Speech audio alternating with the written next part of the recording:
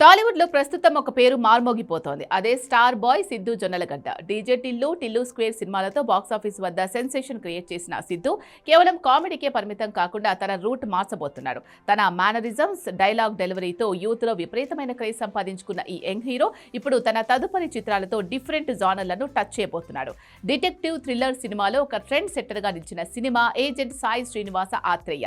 ఆ సినిమాతో తన ప్రతిభను చాటుకున్న దర్శకుడు స్వరూప్ RSJ ఇప్పుడు సిద్ధు జొన్నలగడ్డ కోసం ఒక ఫ్యాసినేటింగ్ స్క్రిప్ట్ ను సిద్ధం చేశాడు.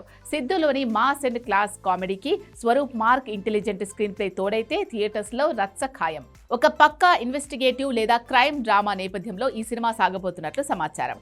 సర్, లక్కీ భాస్కర్ వంటి హిట్స్ అందుకున్న క్లాస్ డైరెక్టర్ వెంకీ అట్లూరితో సిద్ధు ఒక ప్రాజెక్ట్ చేయబోతున్నాడు. అయితే ఇది థియేట్రికల్ రిలీజ్ మాత్రమే కాకుండా నేరుగా నెట్ఫ్లిక్స్ ఒరిజినల్ ఫిల్మ్ గా రాబోతుండడం విశేషం. ఇది ఒక ఎమోషనల్ డ్రామా లేదా రొమాంటిక్ స్టోరీ అయ్యే అవకాశం ఉంది.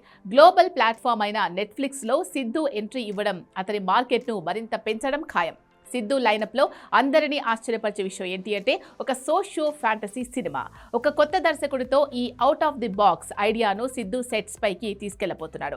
తెలుగు ప్రేక్షకులకు సోషియో ఫ్యాంటసీ సినిమాలంటే ఎప్పుడూ మక్కువే. మరి సిద్ధు తనదైన స్టైల్లో ఈ జానర్ ని ఎలా డీల్ చేస్తాడో చూడాలి. కేవలం టిల్లు ఇమేజ్ కి మాత్రమే స్టిక్ అవ్వకుండా సిద్ధు జొన్నలగడ్డ ఇలా విభిన్నమైన జానర్లను ఎంచుకోవడం చూస్తుంటే అతను టాలీవుడ్ లో ఒక లాంగ్ ఇన్నింగ్స్ ఆడడానికి సిద్ధమయ్యాడని అర్థమవుతోంది.